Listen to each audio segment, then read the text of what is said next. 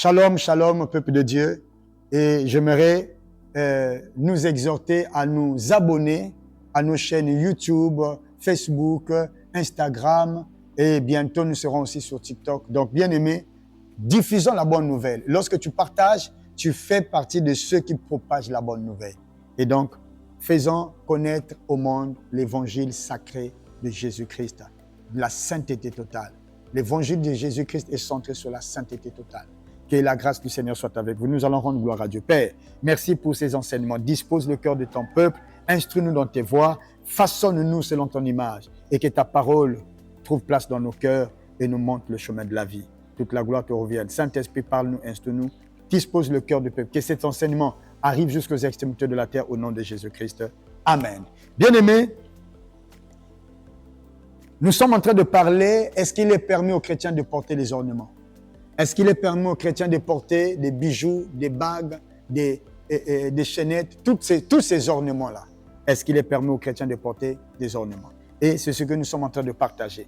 Bien aimé, aujourd'hui, nous allons partager de manière détaillée. Nous avions vu de manière générale que le Seigneur montre que les ornements constituent des dieux étrangers auxquels nous devons nous débarrasser ou auxquels nous devons nous séparer.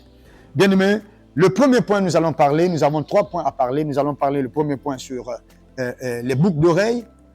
Et le deuxième point, nous parlerons sur les chaînettes. Et le dernier point, nous parlerons sur les bagues de mariage. Où on va commencer par les chaînettes, comment on appelle, par les boucles d'oreilles, les bagues de mariage et finir par les chaînettes. Bien aimés, nous allons lire Exode 21. Exode 21. Exode 21. Nous allons parler sur les boucles d'oreilles. Ceux qui percent leur oreille ou qui percent le nez. Nous allons parler sur les piercings ou percer les oreilles, percer le nez, percer une partie du corps. Exode 21, verset 5 au verset 6. La Bible dit ceci. Si l'esclave dit, bon, je vais commencer au verset 2 pour permettre la compréhension nette de ce que nous allons dire. Si tu achètes un esclave hébreu, il servira 6 années, mais la 7e année, il sortira libre, sans rien payer. S'il est entré seul, il sortira seul. S'il y a une femme, s'il avait une femme, sa femme sortira avec lui. Si c'est son maître qui lui a donné une femme et qu'il en ait eu des fils ou des filles, la femme et ses enfants seront à son maître et il sortira seul. Si l'esclave dit « J'aime mon maître, ma femme et mes enfants, je ne vais pas sortir libre », alors son maître le conduira devant Dieu et il le fera approcher de la porte ou du poteau et son maître lui percera l'oreille avec un poinçon et l'esclave sera pour toujours à son service. Ce passage, vous allez voir ça aussi dans Deutéronome 15, 12 à 18, Jérémie 34, 8 à 17, Deutéronome 21, 10 à 14. Vous allez voir ça aussi dans ces passages-là. Bien aimé, ce passage nous montre le but pour lequel on perçait les oreilles. Bien aimé, le genre féminin ne détermine pas ou ne donne pas aux parents la possibilité de dire que bon, puisqu'elle est féminin, comme elle est une fille, on doit lui percer les oreilles. Non, bien aimé. Non, bien aimé.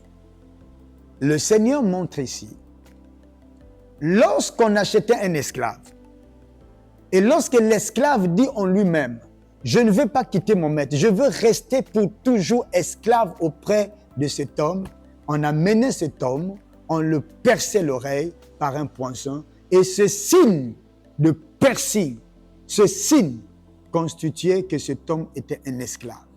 Et ça montre que tous ceux qui percent l'oreille, tous ceux qui percent leur oreille, bien aimés, sur le plan spirituel, ce sont des esclaves. Tous ceux qui percent leur narine, sur le plan spirituel, ils sont des esclaves. Tous ceux qui percent même leurs paupières. Sur le plan spirituel, ils représentent des esclaves.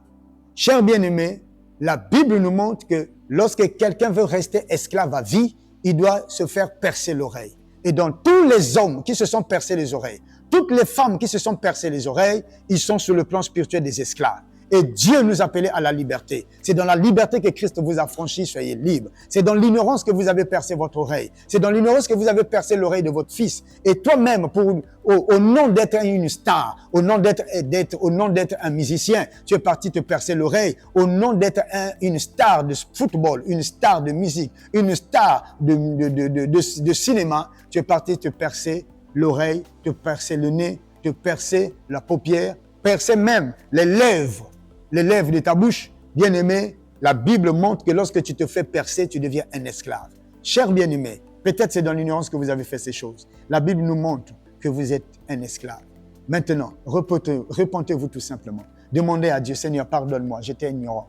Je me suis fait percer, j'ai fait percer mon fils, j'ai fait percer ma fille. C'était ignorant. Le peuple d'Israël dans Exode 32, Aaron a dit, apportez, ôtez les anneaux qu'il y a dans les oreilles de vos fils et de vos filles. Puisque Israël, autrefois, était esclave en Égypte, et ils ont copié cette tradition de l'Égypte.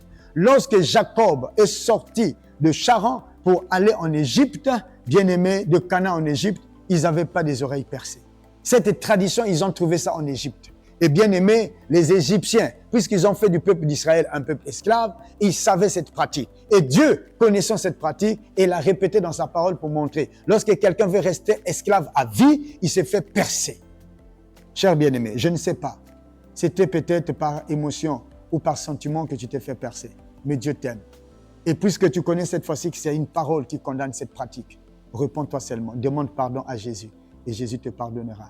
Et tu ne sais pas, le sang qui a coulé lorsqu'on a percé ton oreille et percé ton nez, ce sang-là, laisse-moi te dire, a été récupéré dans le monde spirituel. La partie de la chair qui est tombée là, bien aimé, le monde spirituel a récupéré cela.